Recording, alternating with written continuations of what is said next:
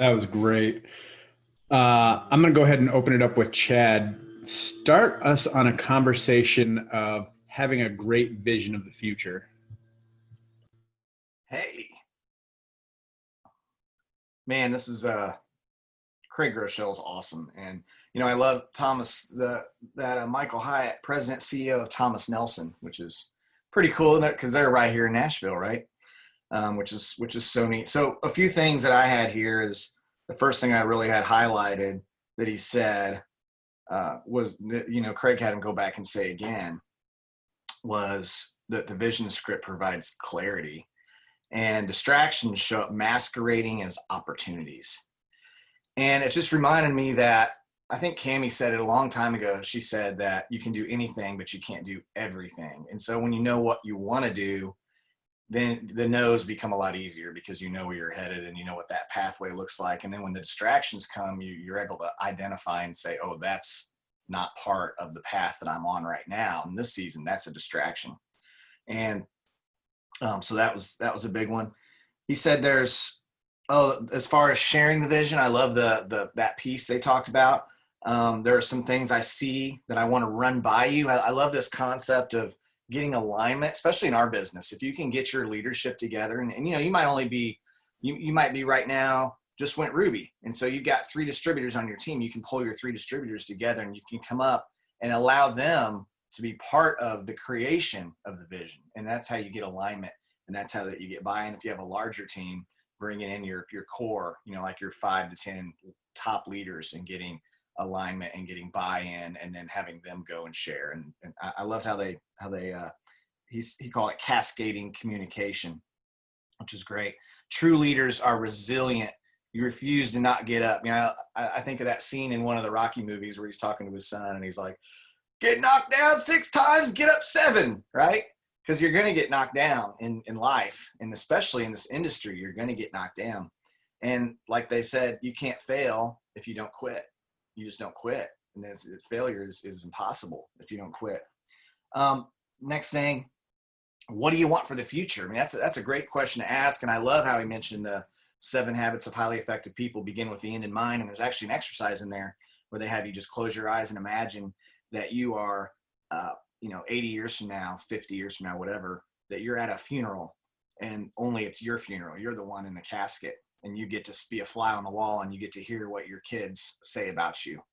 And you get to hear what your parents say about you. And I get to hear what Joel and Tay say about me, right? There's some specific things I would like to hear come out of their mouths. And you and I have the opportunity now to determine whether 5 people show up at our funeral or 500 people show up at our funeral based off of how we live our lives. So ultimately beginning with the end in mind, I mean, it's important to, tonight before you go to bed, kind of finish tomorrow in your mind first. So you already kind of know what tomorrow is going to look like. You have a plan because, failure to plan is planning to fail by default.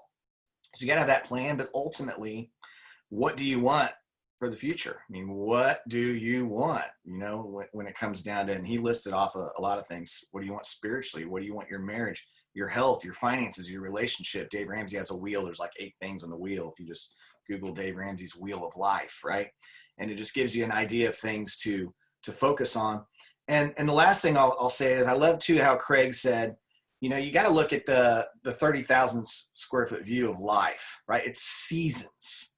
Like if I just like Joel here, during one season of Joel and Stephanie's life, they were standing in food lines. But because of what Joel had learned before that, he knew when he was in that food line, I would assume, Joel, that you knew that you weren't going to be in that food line forever. You knew that was just a temporary season and you're just one opportunity away from being out of that food line. So like Craig said, think of life in seasons. You don't win in every season. Right? There's winning in sports. There's winning seasons. There's losing seasons. It's very difficult to put multiple winning seasons together because like Les Brown would say, you got to stay hungry. And if you're hungry and you win, then you're like full of winning and you're like, yeah, then you're in a celebration mode. And then it's harder to win because if you're celebrating and eating all the cake, then you get fat again. And then you got to lose weight again to win again. You know what I'm saying? So redefining the win, understanding there's seasons of sowing, seasons of reaping. And so whatever season you're in right now, just understand this too shall pass. if it's raining outside of your house right now, the storm's going to go away, right? If you're celebrating right now, the next challenge is around the corner. So just kind of, that's why I love that whatever that book was, the neutral, where you're thinking about you're staying neutral, like be excited. But if you get too down, or you get too excited, more neutral, understanding that this too shall pass in the worst of times, and this too shall pass in the best of times. And so it's seasons, and I love this. So I'll stop there. So I think you had 1 point wrong though, Chad. You want 5,000 people at your funeral. Yes. 500 was shooting way too low. I didn't want to, be unreasonable mind, so I just like the whole city. I'm just casting a bigger vision for you there. How about that? Go ahead, Tay. What do you got? Yeah, I think that was so good on so many levels. And me personally, I needed to hear that because I always, you plan for what you want to do for your business and what you want to do for your life. But he talked about just the life plan. And I was like, man, I don't think I literally sat down and actually finished it out. And it kind of prompted me to where we actually got this book. It's called 5. And it says, what do you want to be from 5? What do you want to be in 5 years? And it kind of asks questions and kind of prompt you to actually think about this thing. And I was like, I never finished it.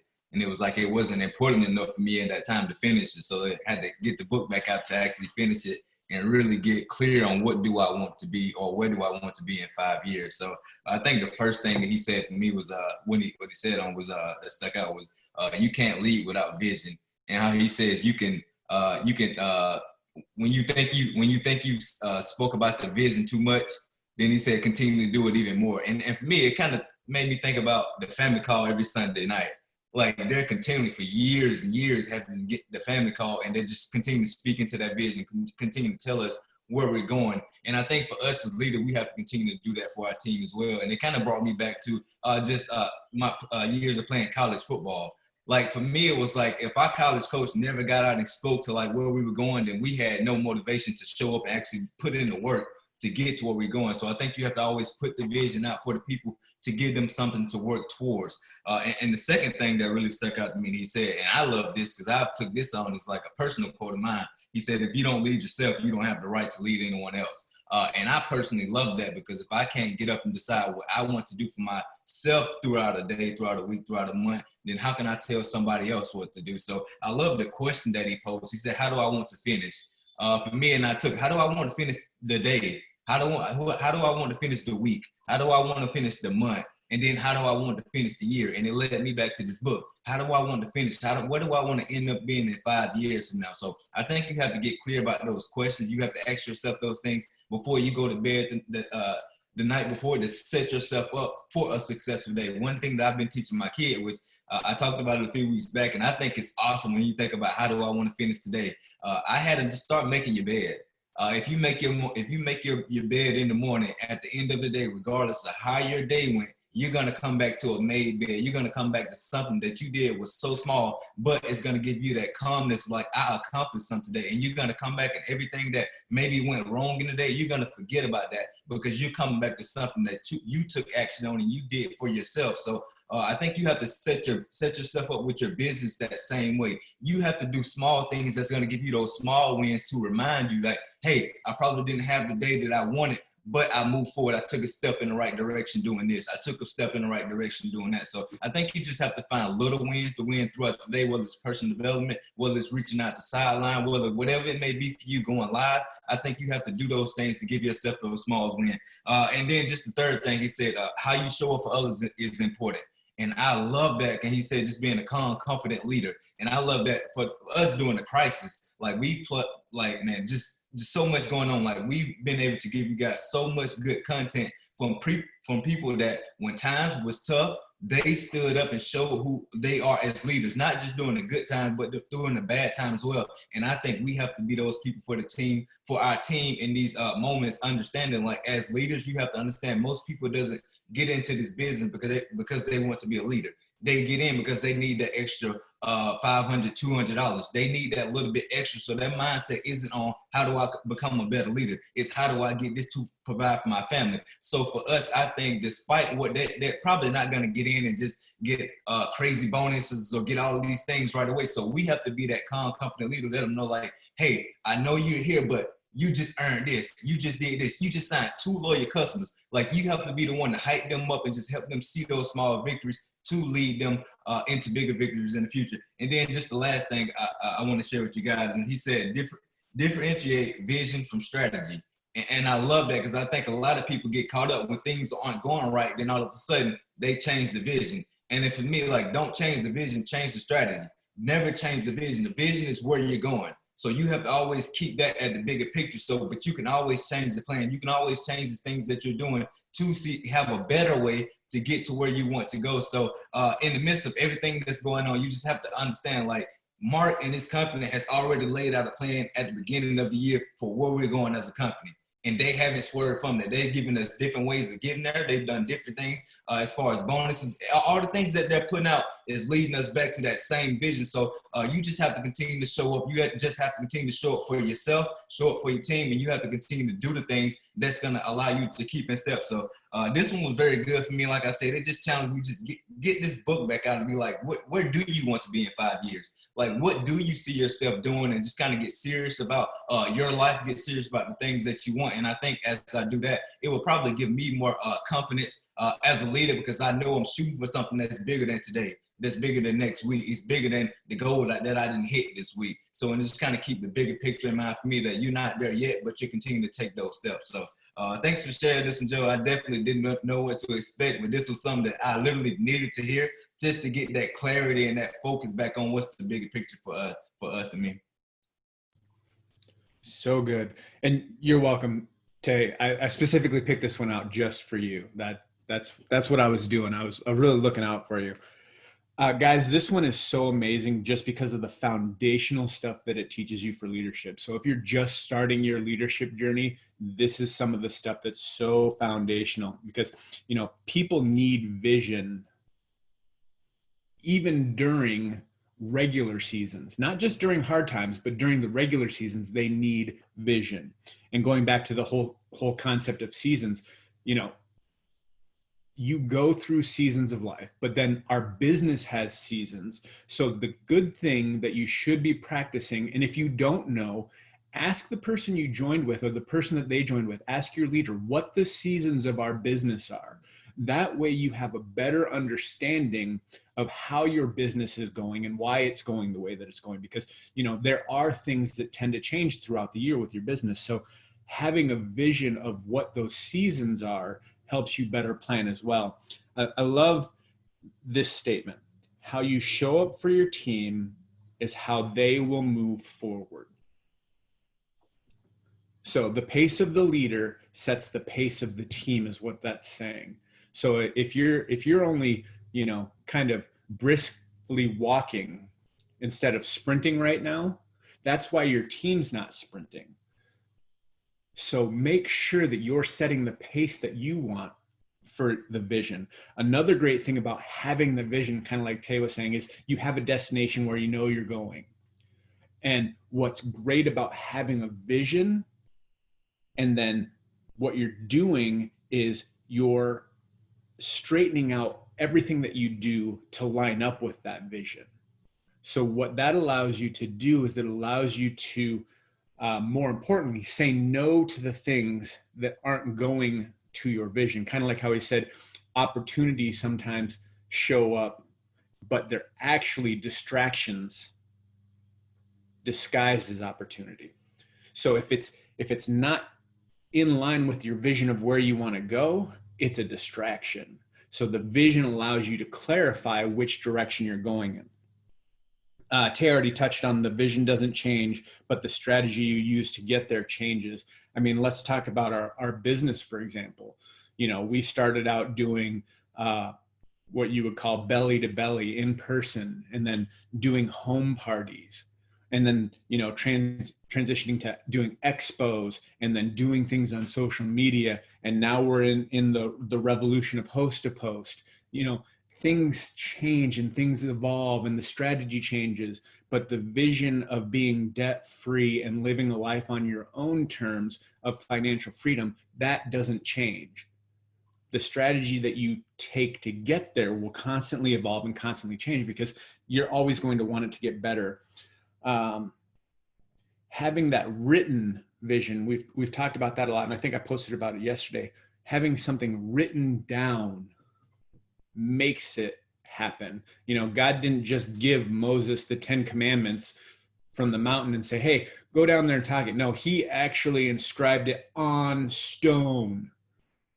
That's how your vision statement should be. It should be written in stone. Vision will cause you to only focus on what you need for that goal. So if it's written down, you can compare it against that constantly. I'm going to go and get, I love that book, Tay. We've got that too. But I'm going to go look at his life plan template that he's got in that book, Living Forward.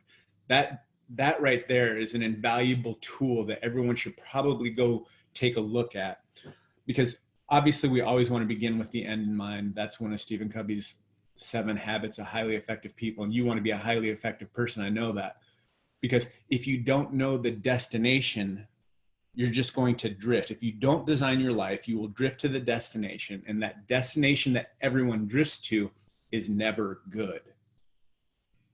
So if you want things good for your life, make sure you design that destination. Who is your inner circle, and are they helping you get to your goal? So time to do a team check. Go through, see who your inner circle is. If you're just getting started, that's great, because guess what? You get to design your inner circle right now. Write down the characters of the people that you want as leaders on your team, and then go look for those people and tell them, hey, you have these characteristics and I'm looking for that for my team. You know, when you're asking somebody to join your team, you know, sometimes everyone's like, we want everyone and anyone. And I love that, because of the fact that you never know who the diamond in the rough is going to be. But also, you need to be specific on who you're looking for and praying for, because if not, you know, you'll have the people that come in and cause problems in your team as well. Begin to dream again, because it's the single most important thing you can do for a vision. If you're not dreaming, your vision could become too small. And we always know about what happens when you just hit goals that are just so low, you never actually go in your full potential. And that's what God designed you for. He designed you to live out your fullest potential. Dun, dun, dun. Oh, I like this one too. Don't always have all the answers. That's not great leadership. But asking the right questions all the time develops amazing leadership. So I'll just finish with a couple things. Make sure you go check out that visiondrivenleader.com. Get the additional information there. I just went and got the book. I know Chad and Tay will probably do that as soon as they jump off of here, because this is something that we need. We need to be vision-driven leaders for you guys, so that we can cast a great vision of where we're going. And where we're going is, we want you to be the best leader for you and your team possible. Make sure you go listen to his Lead to Win podcast. That's just another one that I'm adding in there. So we may be doing some trainings based off of that, because I mean, this stuff today was amazing. The thing that will define you and your leadership is your vision, guys. So make sure you take some time, figure out what that vision is, so that you can cast it for your team and you guys can go amazingly forward into your destiny and into your future, guys. Go out and make it a great week, and we'll see you guys here again next time.